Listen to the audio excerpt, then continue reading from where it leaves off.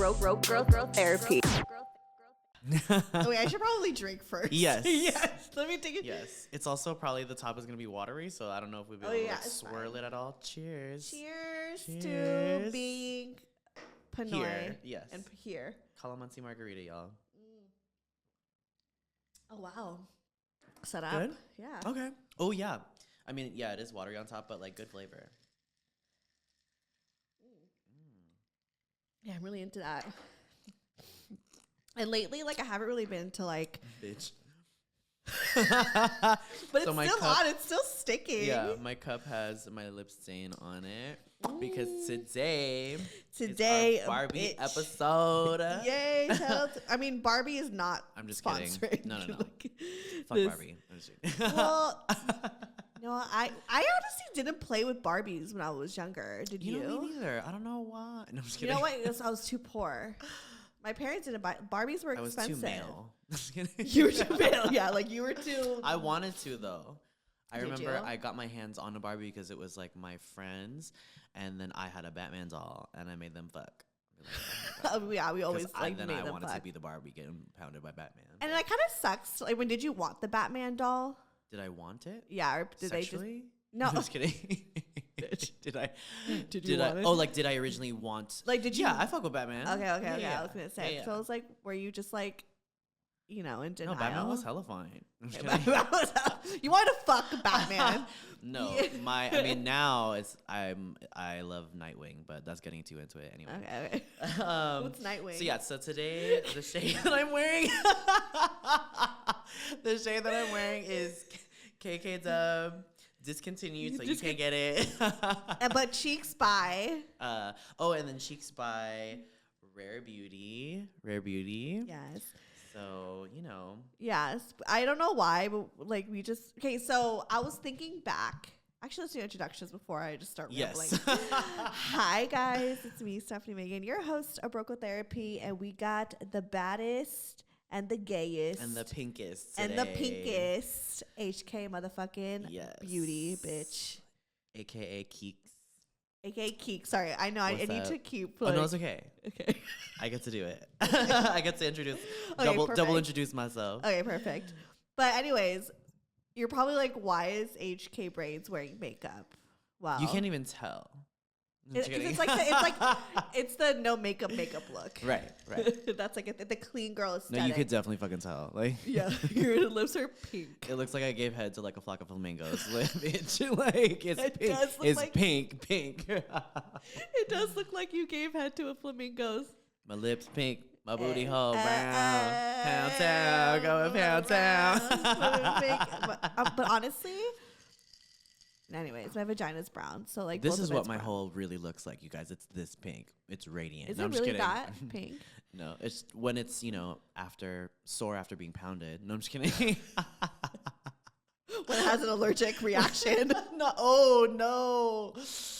No, that means it's got something else. Yeah. When it's prolapsed. I'm just kidding.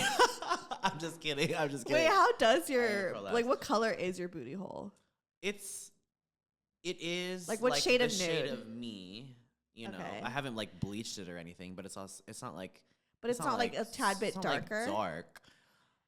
Darker, no. Maybe the surrounding skin, but like the actual, Okay. because you know how you have like the perineum and then like the. I mean, I don't look at And then if buttholes you as go much as you inside, you're right. do. Not nearly as much. If you go inside, then you get this like fleshy tone. Okay. Yeah. So inside's lighter. Mm-hmm. Interesting. How? Yeah.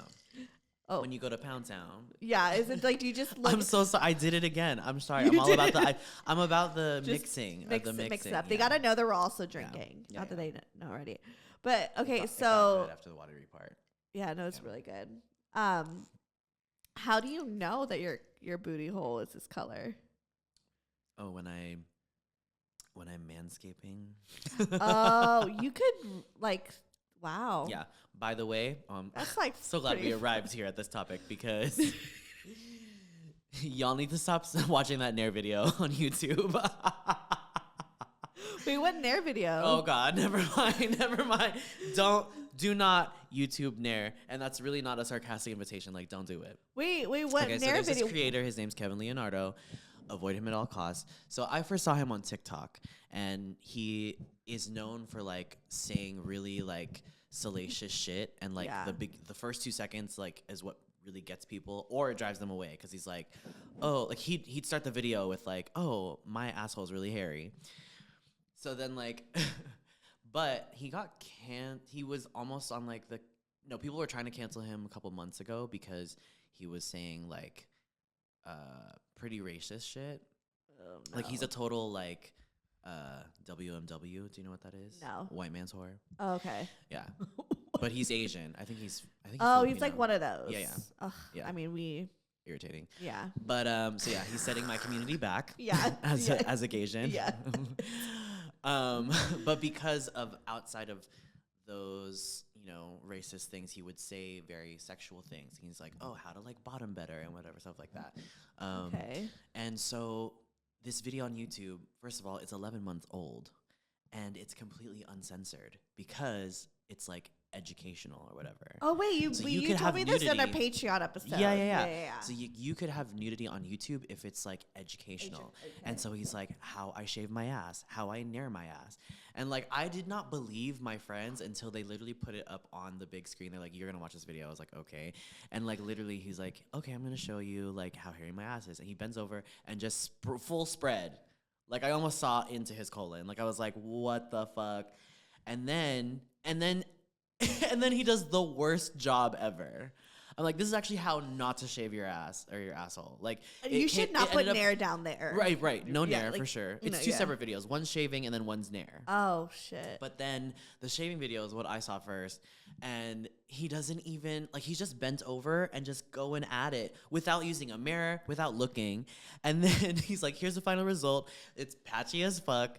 I'm like, no. And then my friends were like, you should do a tutorial. And I was like, absolutely not. But I just know this is how you don't shave your ass. Yeah. Oh my god. Well, don't look up that video, you guys.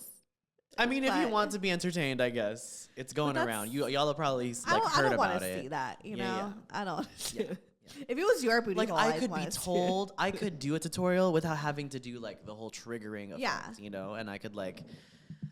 There's like mannequins for that shit. You know? Like you can. Yeah. There's sex toys, literally there's sex toys, like body like parts. Yeah.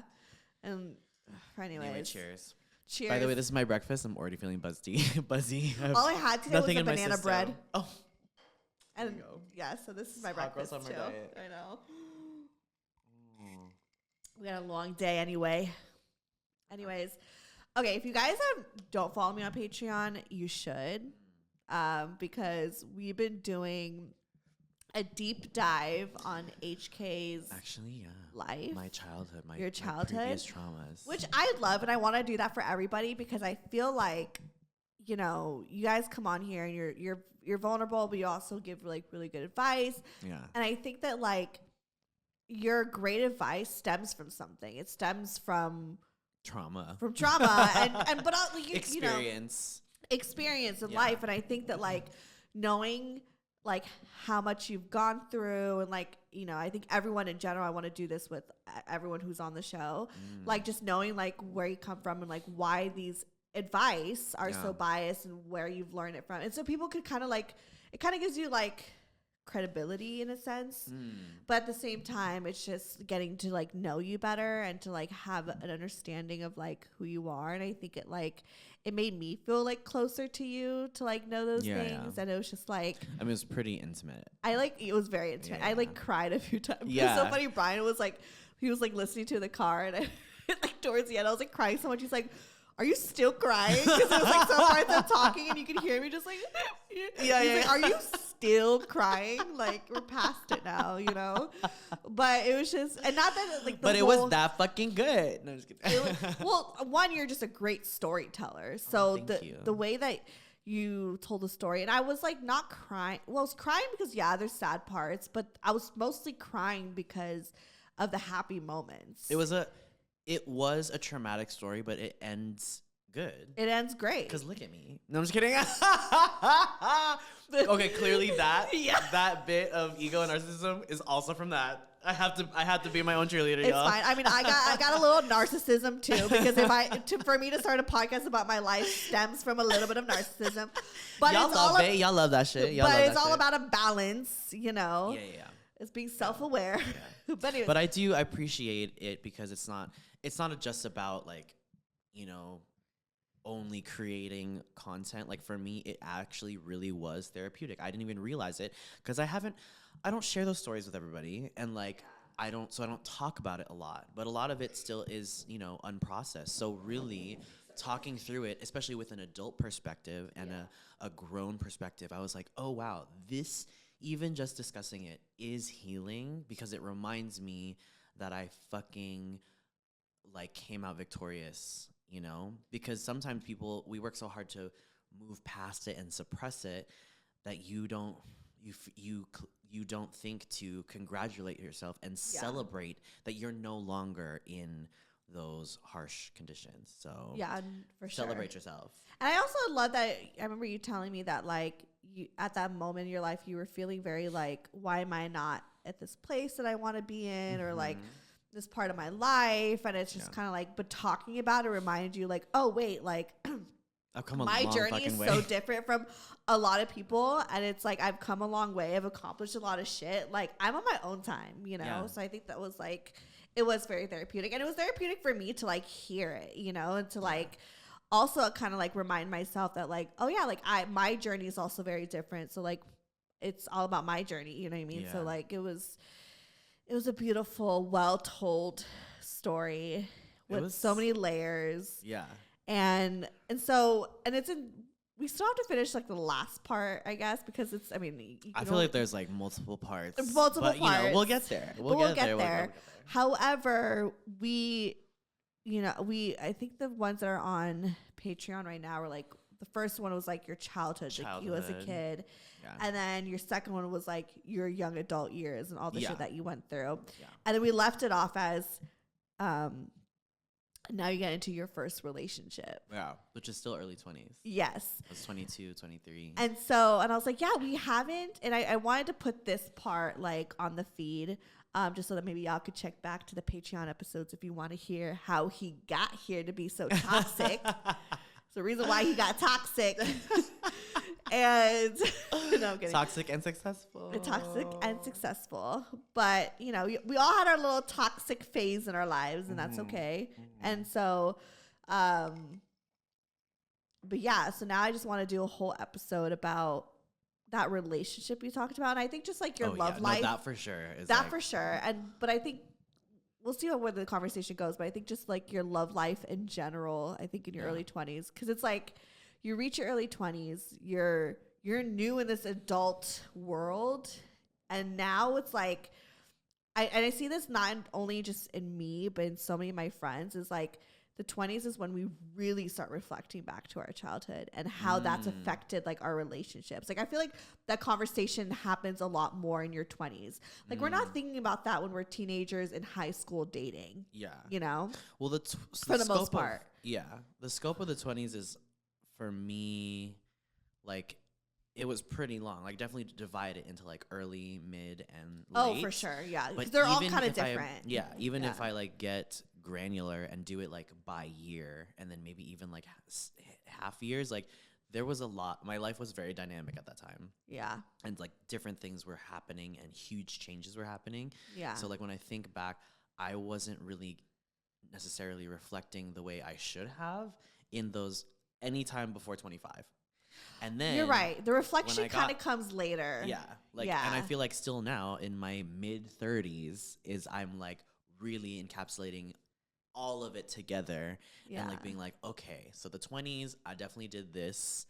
And like those things I definitely don't want to do again. But also like, I don't feel any type of like shame or guilt because I'm like, well, it was necessary. Yeah. And also, I didn't have any real guidance or mentorship at the time. It was just me going through it. Yeah. The reflection really, actually, you're right. I'm going to like go back and but I like the reflection really comes from like mid to late 20s, because your early 20s is just, I mean, even just coming from my experience, I was just like, even though I didn't have a boyfriend in my early 20s, but just like my idea of what love and like what sex was.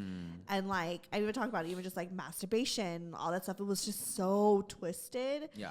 And like it wasn't until my late 20s that I realized that it was like, oh, that's why I behaved that way. Yeah. But I'm glad I did, because I was able to like behave that way and then reflect and be like, why was I so stupid? Yeah. And then you realize, oh yeah, you know. So and it's a bit ironic, or for some people they might think it's like an opposing idea, but when people ask me for relationship advice, the best thing I tell them is to be single. yeah. And they're like, what does that mean? Like, I want to be in a relationship. I'm like, the thing is, you don't know yourself yet, you know, if you're asking that question. Yeah. And I've been single for a decade. Yeah. And yet I feel this is the most self-aware I've ever been. Sorry. I'm And just like, you're so serious and you have pink lipstick and it's really cute. do I need to reapply? It's really cute. It's really Thank cute. you. Yeah. I'm just so That's what I want to hear. it's just like you're getting really serious and it's just like so pink and I'm like, aw. Oh my God. I put a little lip mark on my lips. You should tattoo that. Yeah. It's like whose lips are those? Mine. I like them. But yeah, if people ask me for relationship advice, I tell them, you know, if they're already, maybe they might already be in a relationship and they might already be talking or dating, then I'll be like, okay, obviously I'm not telling you to just now be single and ghost whoever you're talking to, but you need to focus on your individual progress and your individuality sure. and developing that, because so many times when people ask or tell my friends tell me about their current issues, it's like, oh, this is because you're focused so much on being a unit with your partner and, you know, maybe being codependent, actually all the time being codependent and putting the other person first, or not knowing how to balance, that you've completely forgotten yourself, or there's parts of your individual growth that you haven't developed yet. Right. So yeah, be single. Or like I said, if you're not single, focus on your individuality. Even in your relationship. Yes, because a It healthy don't depend relationship, so much. a healthy relationship, you should not be sacrificing your individuality. No. Yeah. Because it's weird, because there's some people that I was like thinking on top of my head, because I feel like, I agree that everyone's journey is so different, but there's some people, and we all know those people, that like were always in a relationship in their 20s. Yeah. They're always just in a relationship general. Serial monogamous. And, I used to say like fuck that, you should just be single. And I still, I agree to that to an extent, but I think that like even in a relationship, and maybe depending on like, again, what they needed to learn in this life, like even in a relationship, you learn a different part of yourself too, that you like learn, when you're single. But anyways, because like for me, like being with Brian, I felt like there were certain things that wouldn't have come up if I was like single. Do you know what I mean? Yeah. But I'm glad that I got to experience the both parts of like being in a relationship, that's like so open and vulnerable, and then also like being so single where there's absolutely no one, Yeah. Like I think having both experiences are great. But look, let's go back to you. Oh yeah. And go into your first love. I'm assuming, was it your first love or your first relationship? Yeah. Like, how would you identify that? For sure. He was my first kind of everything. Because I didn't date when I was in high school. I wasn't really out, I wasn't out at all in high school. Although I knew personally that like what my identity was, and I was intent to. Yeah, when did you come out? I was intent to be gay, and then it wasn't until I moved away to SoCal for college, and that made it so easier. So that I literally decided. I remember thinking the thought. I was like, when I introduce myself to people, I'm not gonna tell them like, hey, here's my name and I'm gay. Like, it was more so like, if it comes up, I'll be like, oh no, yeah, I can confirm. And that was so liberating. Like, any queer person will tell you, like, when you can finally just be yourself, it's like the most freeing I feeling. bet, yeah. And so there were like stages to like my coming out, which is probably again for any queer person, but when I moved to SoCal, just being openly gay right away was really easy, so that the hardest part of like really coming out was telling everybody back home. But for the most part, everybody pretty much knew. Yeah. And yeah, that was the journey, like sitting everybody down and being like, hey, by the way, like, how did you do that? There was it was the first winter break of my freshman year, so I was like 19, and I was like, well, I'm already out to so many people in SoCal, like now's the time. And so like it was during that Christmas break, like, so it was college is when Yeah. you really started like your dating career. Did you ever date? Oh, but then so yeah, I was out, but I wasn't even hoeing, if you can believe it. Like I was just like, I've established my sexuality and that's fine, but I wasn't really exploring. And So- also back then there wasn't Sorry. really like, In high school and stuff, like, or you know, like before you came out, like, were you dating anybody? Is there like secret relationships? Were there? Did you like date girls to like try to cover it had- up? Like, what was that like? because I was so busy with school, like that was a good defense. I was like, oh, I'm like, I've got a lot to study. I've like Right. got like dance practice. Or Oh, stuff you're like better that. than me. In high And school, I then- was like determined to get a boyfriend. Oh, It was, and then so like my when people would goal. ask, of course, they'd be like, "Oh my God, you're like, you're such a cutie. Like, who you want?" Blah blah. Blah. And I was like, "Oh, I mean, like, that person's cute," and it'd be like, like my best girlfriend or something. Right. And then I took one of my best girlfriends to homecoming, Aw. and like she totally knew, Right. but because she was the one that asked me, like I didn't ask her. Yeah. And she is beautiful. Like I was like, girl, you can go with like another guy. She's like, Right. no, I want to go with you. I was like, oh, thanks. Because Loki, she already had a boyfriend, Yeah. but her boyfriend didn't go to our school. Okay. And she was like, well, I don't want to go to homecoming alone. And I was like, okay, like I know you got a man on the side. Right. So do I. No, I'm just kidding. You're like, I got my man on the side He was a too. teacher. No, I was kidding. Wait, was it? Illegal. I'm just kidding. Oh my God. Wait, did you really? No. Okay, no, okay. No. I mean, I Oh could. my God, that would be so would've bad. put it past That would you. be so fucking bad. So bad. I wouldn't put it past me either.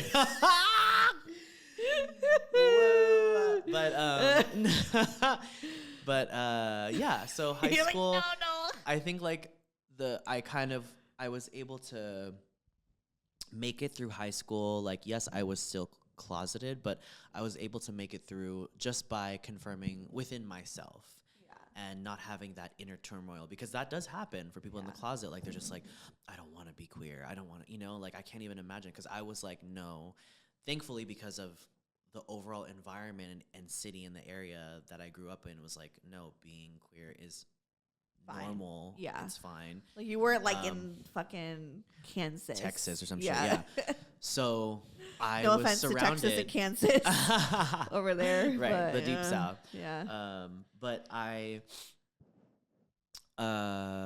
had support in like subtle ways, from like my dance teams and like my friends that were like not homophobic, Right. that it wasn't about, outing me. And that's okay. Like, for young people, if you know that you have a friend that is queer, like the worst thing you can do is try to force it out of them. Oh yeah, Because no, it I was outed always so somebody in awkward. my English class. He was a Yeah. friend of mine, Oh Shane. my I'm God. so sorry. Oh my God, Shane. I She know, owes you some money. I apologized to him like years later, and Oh, he was like, shit. "Yeah, bitch, like you outed me before I even like came out of the closet." And I was like, "I would be that stupid fucking bitch."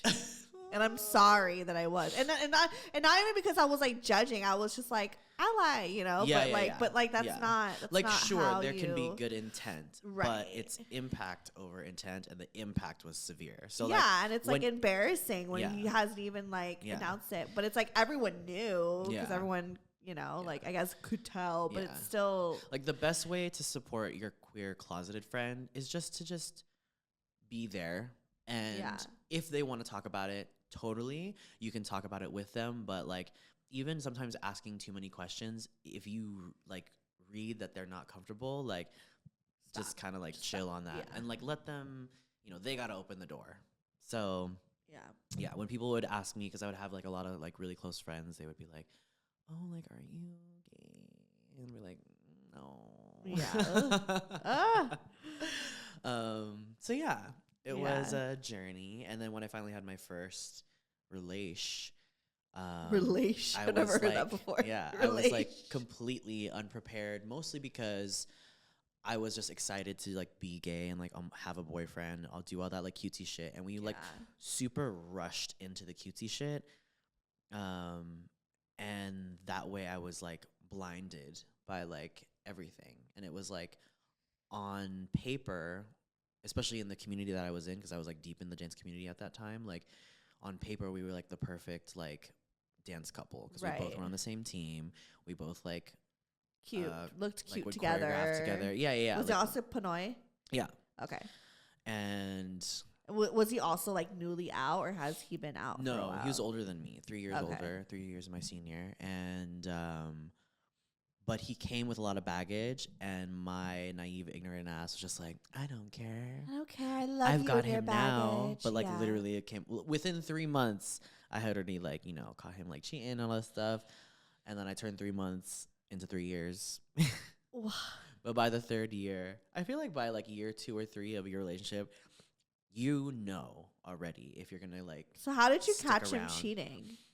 On his phone. Yeah. Like you just like he thought he was slick, but he was a fucking idiot. Yeah.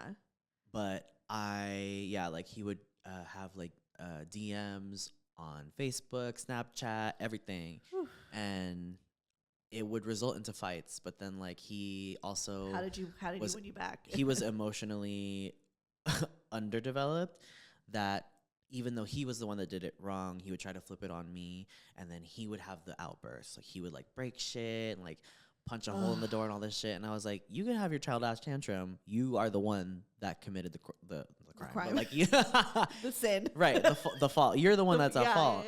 Yeah. And also because of my childhood trauma, I was like, I'm not new to like displays of violence. I know that this is just you trying to like look bigger than you are, but you're a tiny, small little man. Yeah. So did you like, sorry if this is trigger warning, like was it like kind of like domestic violence? Like did you guys ever hit each other? No, because then I would have been out the fucking door. Okay, like especially because of my history growing up as an abused child.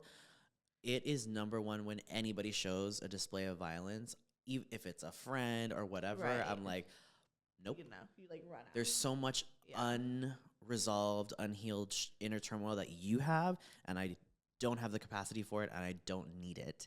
And all my friends know that. Like if any of my friends don't know how to process their anger, because like it's normal, like shit's gonna like happen, anger you, whatever, but like how you process your anger is also very important. And if you are mature enough to not be violent, I don't like violent I'm not people. doing it. Yeah, I'm not into that. I can't do it. It's so triggering. Even when like couples fight, I would get so triggered when like my friends would like fight with their significant other, that I would have to like exit. I'd be like, I'm the cool, same catch way. me later. Like I'm the same way. I hate. Yeah. Or even it's also so fucking rude if you fight with your significant other in public in front of your friends. Yeah. I just cut that shit out. One, I'm not into PDA, and two, I'm not into fucking like fighting in public. Like I hate being with like those friends and those couples, like even if they're not hitting each other and they're just like fucking arguing, and you're just like I'm not gonna say their names because they're now married. And I mean I have a lot of friends who are married, so you're probably not gonna be able to guess this one. But I remember they were like both really drunk, and I'm laughing because it's fucked up. But like I'm laughing because it's fucked up. Yeah, but I remember they were like screaming at each other when they were really drunk, and her boyfriend at the time was like, or husband now, but boyfriend at the time was just like, go back to the jungle in the Philippines or something like that to her. She's like, fuck you fucking F-A-G-G. Whoa. Yeah, and I was just like, bro, like, and I'm sitting there like, this, how? Yeah. Because I'm not into that. Because I mean, maybe because I've also seen being hit as a kid or something like that, like just kind of I don't know. Yeah. I'm not into, or when you see your parents fight all the time when you're younger, and I'm like, that's so the main against. trigger for me is like from like my parents. Yeah. But also because I then, you know, I was also that. That's why I say that I can't do it, because I have done it. Yeah. Especially with my violent ex, because we did it not super frequent, but when we did do it, it was like so dramatic. And the worst, not the worst, actually probably one of the worst was like in the middle of fucking Disneyland. Ugh. Like the I found happiest place on earth. I know. I didn't instigate it. He instigated it. Like, what were the fights about? Cheating. Like I found it was always cheating. Yeah, I found. You never thought about anything else? Well, of course there would be other things, but those were the biggest things. And you've caught him cheating at Disneyland? Yeah, like I got a text from a friend. They were like, "I think this is your man. He's on Grindr." And then so I made a fake Grindr profile just to like scope the area, and then I, you know, saw that he was like, you know, literally right next to me. Well, then it's like such an idiot, like with his like full face and everything, and I was like, "You're just so bold, right?" Now I look like a dumbass if other motherfuckers are telling me that they see you. So then I was like, "This is stupid," and then he could tell that like I was being on my phone for a while, and he was like, "Oh." I forgot what he said, some type of comment that like tipped me off, and I was like, "Oh, so you know that I know, you know that I know that," and then and so much audacity, right? And I was like, "Okay, so yeah, can you confirm?" He's like, "Oh, your friends are lying," and I was like, "Oh, you want to try?" Like literally, there is so much factual evidence right in front of you, and you just want to try. And then he was more so mad that like I didn't say anything right away, and I was like, "Bitch, no, you are the liar." Right. And then of course, it got into a heated argument. We started yelling in the middle of like Disneyland, and then he like stormed off, and I was like following him because we came in one car. And then I was like, as we were walking around, he like took his phone, smashed it on the ground, and then we're just like yelling at each other. And then even like the other guests were just like, hey, you need to calm down. Cause like, you know, there's children around. Right. And so it was so fucking embarrassing. You're at Disneyland. Yeah. And then the toxic part is we went home and then we fucked. Were the fucks good though? Well, okay. So for me, it was more so intent because I was like, well, I'm just going to get one last one in cause I'm going to leave, you know, but then he always had a way. Yeah. And again, like I was super young, super naive, still had insecurities. And I was like, okay, I do want a boyfriend, you know? So I was like, how old were you? I guess I can get over this. 23. And so I was like, yeah. And then like it was repeated so many times, and then it was miserable because then even though the cheating did stop by year 2, I hated how I felt like looking over his shoulder when he's texting, or, you know, because then those things started happening when I would date other people. I would catch myself. I was like, oh, why am I doing this? Like, and I hated it. I was like, ugh, this person doesn't even deserve that, and they're not even doing anything to bring that type of behavior out of me. Yeah. I was like, ooh. And that's when I was like, I need to be single. I need to work this out of my system because I should not be doing that with new people.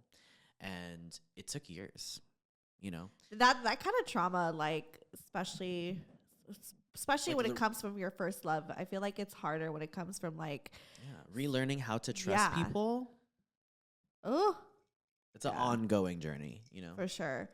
Like, thankfully I never had to like go I mean, I've been cheated on, but thankfully like it happened. Like serial behavior, like constant. Like I feel like thankfully it happened to me later on when it wasn't my first love. Yeah. But I feel like when it is your first love, that's when it's like the most, it's traumatizing no matter what. Yeah. I mean, no matter how you handle the trauma, but especially even traumatizing when it's like your first one. Yeah. And then on the also, I just think it's so stupid. Like, if you're gonna cheat, don't go on a fucking dating app and with your full fucking face. Right. I mean, people definitely can be sneakier for sure. Like, he did wisen up when he tried to keep doing it, and I was like, no, I like, you know, kind of like the looking over the shoulder thing. It would get so severe that like in the middle of the night, I would wait for him to fall asleep. I knew his passcode, and I would take his phone into the bath. This was a nightly thing. I was constantly waiting for him to fall asleep, going to the bathroom with his phone, unlocking his phone, and going through every app, every message, every whatever. But I knew he was still talking to people, but he was just so getting better at scrubbing it. Yeah. You know? What was it about, like, if you remember, what was it about, like, him and his childhood onto, like, why he was, like, such a serial cheater? Like, that I don't know. Like, why are people such like? I need to talk to. That's what I need. You are a serial cheater. I want to sit down. I can make assumptions and presumptions, but you know they could also be very general. And I know it's not every person's situation, right? But I would consider it to be the source mainly insecurity. You like the attention. You need the attention, and you're not getting it from dating. So you shouldn't fucking date somebody because you're not up to the challenge of fidelity and devotion and monogamy. So then don't be fucking monogamous. That's what I'm saying. Like, people, that's why we need to start normalizing non-monogamy, because it's like, so people who are just serial cheaters could be in a place to like where they're like feeling seen, and it's like, and it's ethical, and there's communication. It's not toxic. But I think, you know, some people, I think, like the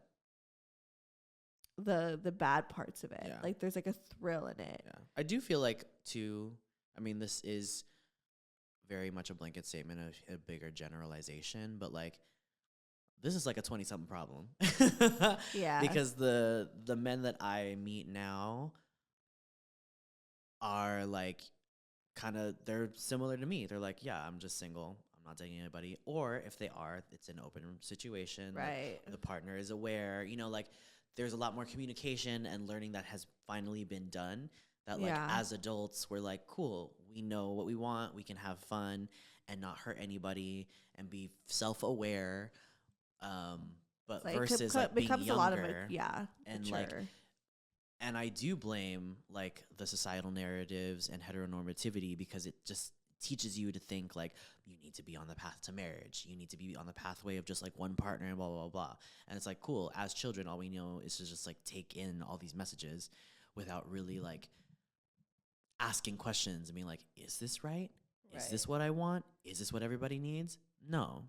So we just covered a lot. I mean, but it's true. But it's all relative, you know? Yeah, dating in your 20s, especially at that like age gap and stuff. And I mean, people still cheat like that until they're fucking grown. Like I've known, you know, some. There are definitely fuckboys. They're still there until they're like well in their 60s and shit. Like fuckboys come in all shapes and sizes and ages. But again, because I think some people like to throw. But there's also the thing with like cheating where it's like, not to blame the other partner, but I know that like, I think sometimes people do cheat because they are not fulfilled in the relationship, because in whatever way it is. So like, for instance, you don't watch Sex and the City, right? Sex and the City. I've seen like most of like the first one. Okay. I think majority of people. And I saw the movies. Yeah.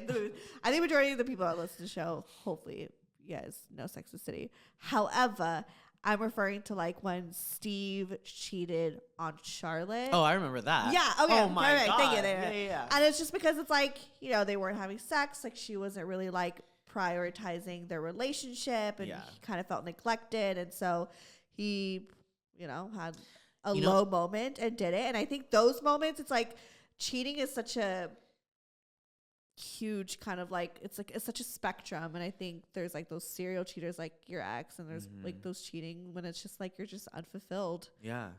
And I think a big social experiment was like, I found it so interesting how people interpreted that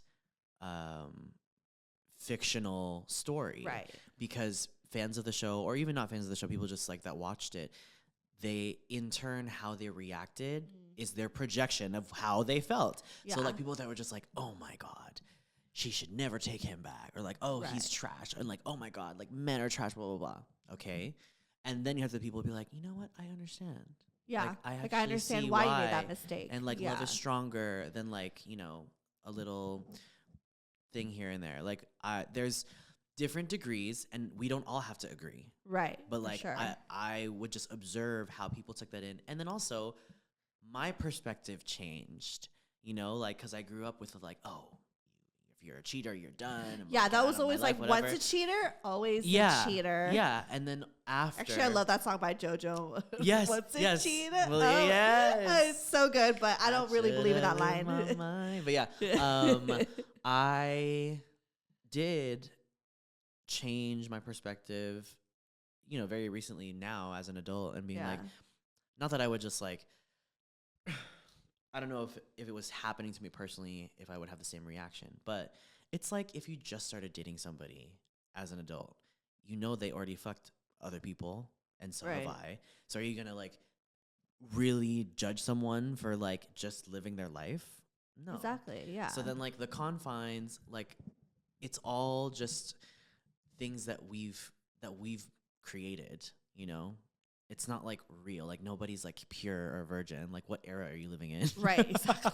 Exactly. And also that also just shows it doesn't even matter. Like in our full natural state, which we don't live in a natural world anymore, but humans are not naturally made to be monogamous. Oh, 1,000%. That's all social construct. Yeah. So. And it's a choice, and it's nothing wrong with that as well too. I think I've said it before. Like every relationship is valid, and it's up to like how we want to customize it. But it's like to me what cheating is cheating becomes cheating even in my open relationship or whatever. Like it becomes cheating when there's manipulation and lies. Yeah. And like no communication. Yeah. Like that's what I define cheating. Right. Outside of putting so much focus and weight on fucking someone else, I'm not just focusing on that, because that's just, if you're insecure, then you're going to be like, that's what's hurting me the most. But really what you should be focusing on is this person's a fucking liar. Right.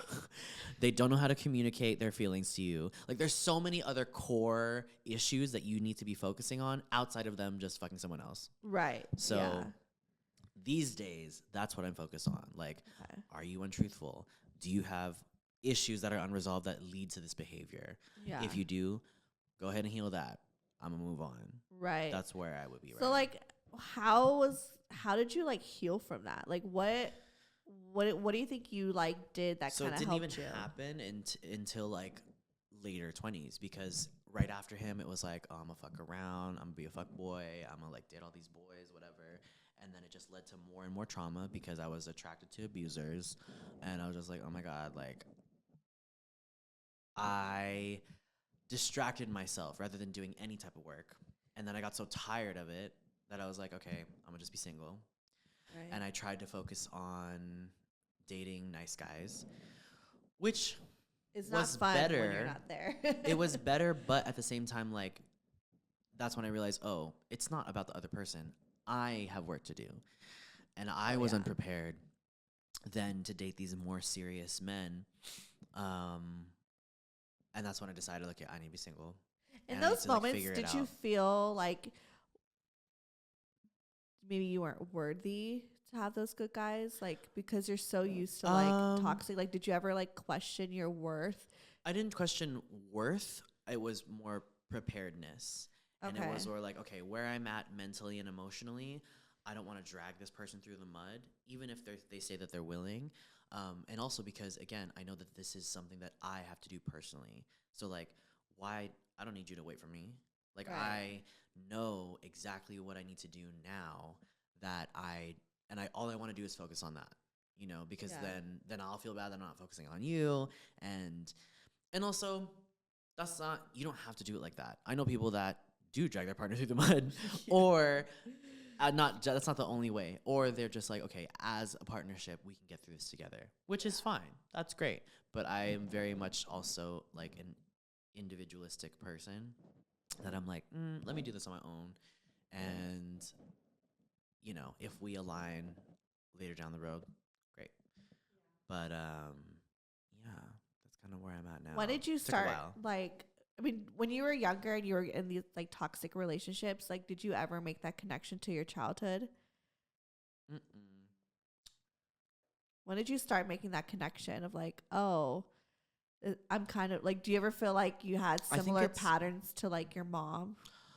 'Cause she was always the ones bringing these abusive relationships into your life. Yeah. Well, I think I thought I was so confident that I was like better than her because I was like, oh yeah, like I don't tolerate like physical violence or whatever. Right. But it was abuse in other ways. I was gonna say abuse can come in. Yeah, mental and emotional abuse. Did not have any type of like gauge for. And again, because I was heavy on like looks, I was like, oh, he looks abusive. Great, I'll date him. Oh God. But like, so I had no filter at all.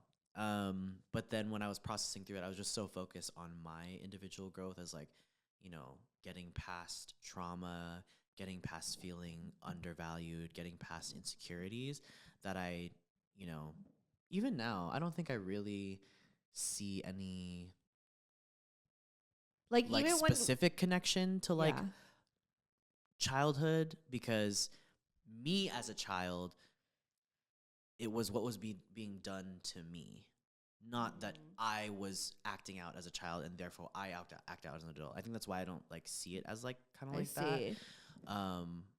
Because I mean, I guess for me, I was trying to see if like you saw, for instance, like in your first relationship and that one was like really toxic, he cheated a bunch, like did you see a lot of similarities with like you and your mom in that relationship? Like maybe the fact that like you kept coming back, you know, like not. Do you think that you learned that from like habit, you know? I think no. Even now, so even now I don't necessarily see any type of connection as like learned behavior. Yeah. What I do see is that we were just both naive and unaware and uneducated. And she was young too. She had what, 24 when she had you? When she had me, yeah. Yeah. But I mean, she got married at 18. Oh, right. So, but then even after that, into her 30s, when she was dating more abusers, that's true. It was just like, cool. So we haven't learned shit.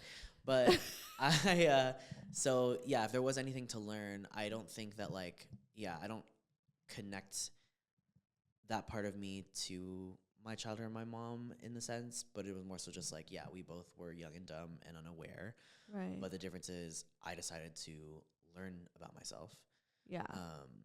And then my mom didn't start going to therapy until like her late 30s. Yeah. Were the attachment styles the same or like different? I don't know what the different attachment styles are. There's secure attachment, which obviously is secure attachment. There's avoidant attachment, and you guys, I'm missing the third one, which is anxious attachment style. Oh, what do those all entail? So like avoidant is kind of like when issues come up or whatever, there's things that come up in the relationship, as they all do. You kind of run from it. Did you watch The Ultimatum Queer? Okay, never mind. Because if you did, and whoever is listening, Aussie is the epitome of an avoidant attachment style. Like every time there was an argument or a situation got brought up, it's like you kind of like run from the situation, and you just like run and try to avoid it, try to avoid confrontation. Okay. Or your anxious attachment style, where it's like you are so like scared of them like leaving you, kind of like the abandonment issues, where it's like, I like, please like stay with me, like don't, and you like are, it's like emotionally too much, is you're really anxiously attached to them. Okay. Pretty much. Okay. So I don't know. And then secure. And then secure is kind of like you have a secure attachment. You're not anxious. You're not avoidant. And like sometimes you could like, depending on the relationship, I feel like sometimes I could have avoidant behavior. I think it could be kind of a spectrum. I think at one point I was more of an anxious attachment, especially in my early 20s.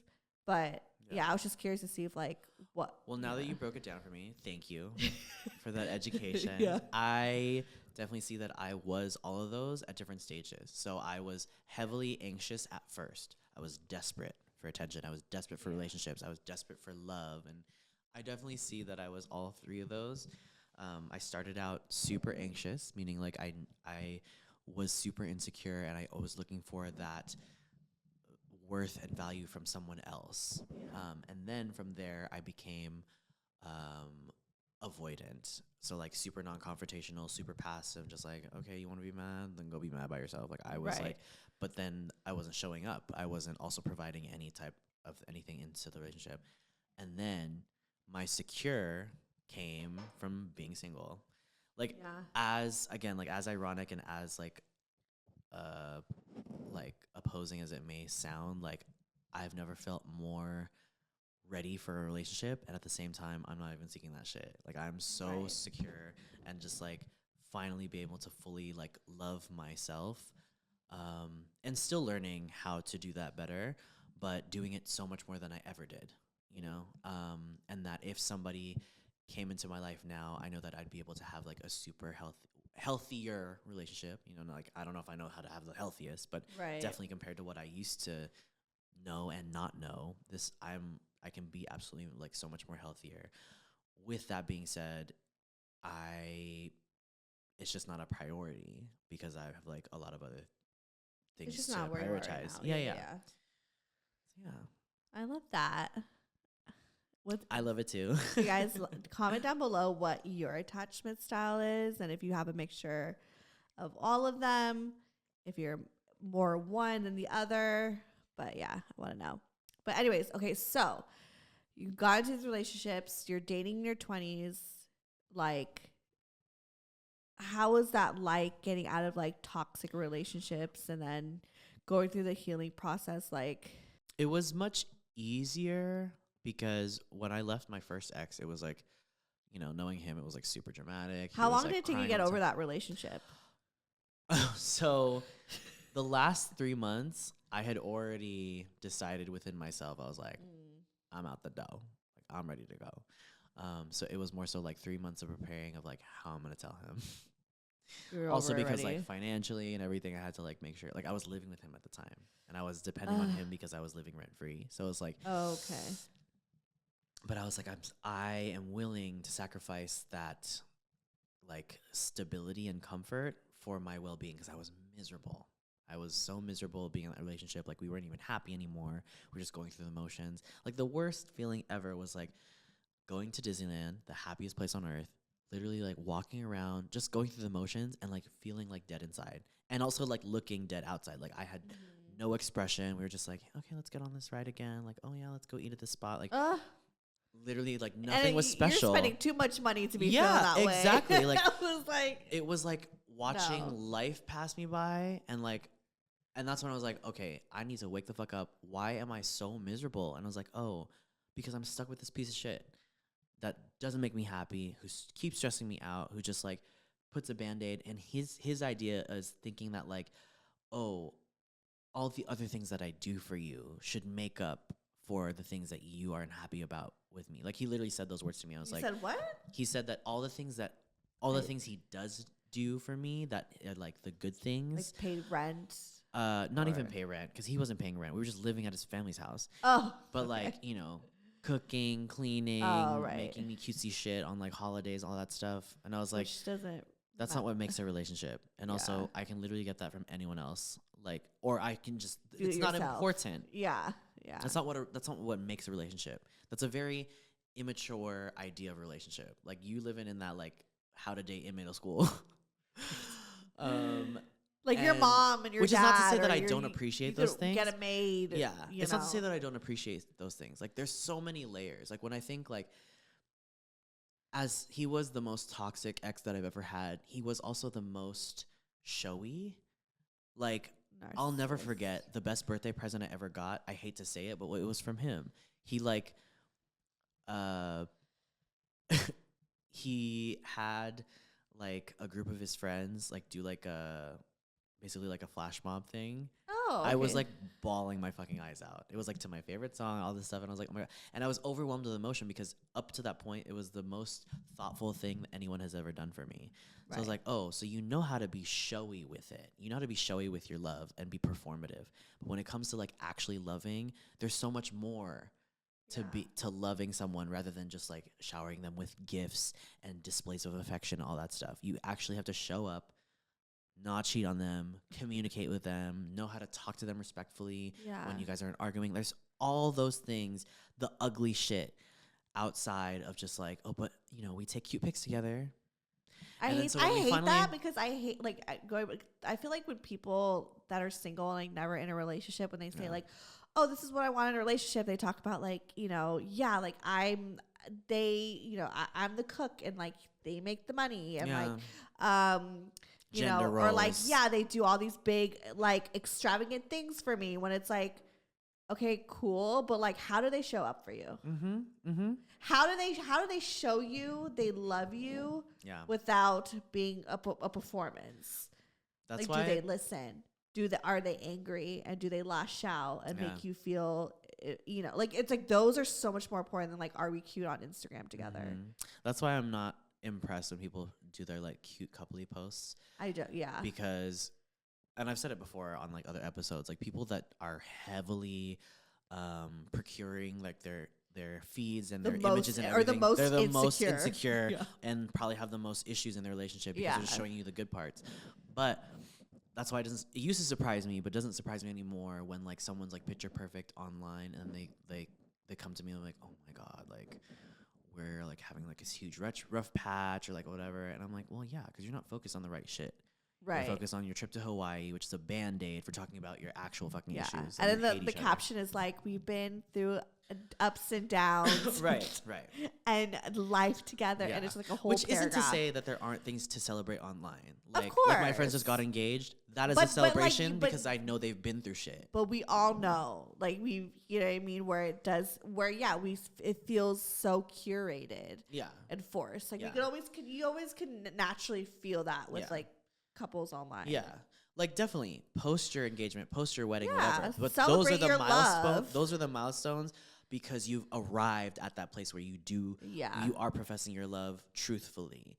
Right. But it's this shit in between. Like I know those people that like they've only been dating for 6 months and they're just like, you know, they're at Disneyland or they're like in Hawaii or whatever. I'm just doing like y'all moving a little too fast, or like where are you in the relationship?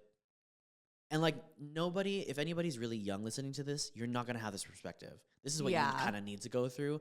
But like for the adults, it's like, we already know. Yeah. We already know it's just a show. Okay. You just put it on a show. Good for you. Yeah. And it's fine. But like as you're putting on that show, please also simultaneously be doing the work of, am I checking in with myself? Yeah. Am I checking in with this partnership? Do we understand each other? Because once you start dating somebody, you don't have to be on the pathway to marriage. The purpose of dating somebody is to figure out if this is working out. If this is going to be the person. Yes. Yeah, exactly. And I feel like I've said that exact point multiple times on other episodes too, because I will die on that hill. Like you need to not be so, just your perspective of dating needs to be like, this is a process of figuring out, is this working out? And then when you get to like year 2 or 3, you should have an idea and not just drag things on forever. Yeah. Yeah, I'm like thinking about, when did I start posting, Brian? I feel like the first time I posted a picture was like a year. You did really good. You kept that shit low. I think I posted a picture a year into our relationship. Yeah. It was like already a year. I was like, because before him, like the guys I've dated, I like never posted pictures. And if I did, I'd like put it down already. Or I'd cover their face. I think my ex, I used to always cover my face, over his face. Because I'd be like, yeah, you know I'm dating someone, but like, I don't know how long you gonna be here. Mm-hmm. So, because I used to be that girl that was like telling my friends like, oh, this guy and that guy, la la la. To the point they would be like, who is it now? And now I don't tell people shit to the point that we're just like, oh, you were talking to someone for that long? And I was like, yeah, but it doesn't matter anymore because we're not talking anymore. Yeah, I guess it didn't last. It was like, I'll tell you when he matters. Right. But in your early 20s, it's like you meet someone at the club. I remember like I would always meet someone at the club that I thought was really cute. And I would tell my friends all about him. And then it's like the next day I'm like, oh, yeah. Remember the guy said? He's not responding to my messages. Never mind. And then we actually weren't talking. Yeah. And I just liked him. Yeah. Yeah, that was it's I was just like thinking back to like my early 20s self, like there was this really need of like validation. Like I would always think about like, you know, I can't wait to like post my boyfriend on my Instagram or like same. I can't wait to you know, that's what you're working toward, you know? And so we're not teaching each other that like at the same time you need to be learning about yourself. Exactly. And learning how not to sacrifice your personal growth. But I also think like with Brian, I was so happy that I didn't even like think about stuff like that. Like that wasn't on like the forefront of my mind, was like, oh, I can't wait to post a picture of us or whatever. And I remember the time that I did post that picture and it was like me and him at like my best friend's like wedding. and it was like a year into our relationship, I like posted because I was like, oh, we look good here, and I just posted it, not thinking like, oh wait, this is the very first time you're posting a man on your feed. And I remember I got like so many people like flooding me like, oh my god, wait, oh my god. I'm like, oh yeah. I was like, the bitch, I've been with him for like a year. Like, but honestly, that's how I would prefer to do it now. Yeah, like, keeping your life private. Like, I'm trying to pull a fucking Shay Mitchell. She didn't show y'all her man until they were married. Yeah. Okay. Yeah. Exactly. This bitch had him under wraps for years. For sure. Yeah. And I think it's like, I like that. I like just having a bit of boundaries with that. So that's what I'm gonna do with my kid. I feel like I'm not gonna post my kid. Yeah. If I feel like it's necessary. Again, I think it's like an immaturity thing to like want to flaunt all your shit. And it could also be the era that we grew up in. Oh yeah, for sure. Because Instagram was so new. You posted your like breakfast. No one told us the guidelines because there weren't guidelines. We were just we were so public with our shit. And now I do think it's a generational thing because my Gen Z friends, their feed is like 2 pics. Yeah, and it's Gen like Z it's not even their face; it's them turned around. Yes. Y'all are so secretive, which is great. Literally? You know, like. Yes, the Gen Z thing is to not have any photos on your feed, but just use stories. Yes. Like my 14-year-old brother has no photos of himself. Yeah, again, even it's a carrot face. Like yeah, so subtle. You guys are so like mysterious. Yeah. Which I mean, there's multiple reasons, like cybersecurity. Right. Digital footprint is forever. But I mean, well, I'm already fucked. Yeah, so I can never run for office. I literally can never run for president. Right. But it's fine. I don't want to. But yeah, no, like we were very like it was like every sip of fucking water was posted. You know what I mean? It was like, it was giving show and tell because there are people that still do that shit. Let's be real. Oh yeah, for sure. But like, and they use it was the same very filters. show and telly. It was just like, look what I got. I think right now the thing on TikTok that really irritates me is like people that have no personality. What they do is like they post their day, but it's like 1-second snippets into like this daily montage, and it's just like, I wake up in my like loft apartment, right? My studio apartment, and here's my like designer matcha. Like cold press, French press, blah, blah blah, and it's just like sipping like the cup like this, and I'm just like, oh my god, I hate it, but like, it's so cute. It's like one of those like it's like so cute, but I'm also like, you're probably so boring. It's this minimalistic beige aesthetic. No, but they've taken the word aesthetic to be an aesthetic. Yeah, I already see the font of aesthetic. You're using it wrong. Like you're using the term aesthetic incorrectly. Yeah, the aesthetic right now. So because you know like everyone's into beige, and like don't get me wrong, like I have a beige couch too. Yeah. Like I like beige. Yeah. I like my booty hole beige. What? My booty hole beige. However. Like I wonder, because you know, like we look back at all the different aesthetics and like decades and stuff. Like I wonder what the future would think about our beige aesthetic of the decade. Yeah. How everything sometimes is just it's white. Cute. Like if you look at like cute. The retro like catalogs, some of it was like, oh, that was cute, and then some of it was a nightmare. Right. Know? Like honestly, I would never like the 80s aesthetic. I just won't. I love a good like 90s. I love a good retro 70s, 60s too. Like mid-century. Anyways, this is different. we're going. Sorry. We said, I was like, this is not my Pinterest board right now. Let's get off. Show your Pinterest. Show it. I do have. Post it on the feed. Show the aesthetic. Yes. It's for the aesthetic. I'll show you mine. It's just men in thongs. Is it really? I'm just kidding. No. Do you do porn on? Like, do you look at porn on? I mean. Men in thongs. I think no. Like my Pinterest is mostly like men's fashion. Okay. A little bit of architecture. I love that. And like artsy shit.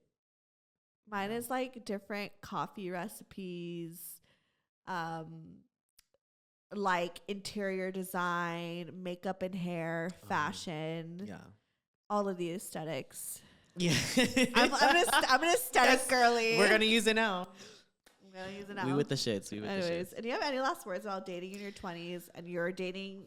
Did we? Is there anything that we're okay? So with all that said, what I will say is like, you kind of also have to be messy. This isn't to say that like you should shame yourself, because if I was a young person listening to this, I'd be like, oh, I gotta do it right. No, sometimes you gotta do it wrong.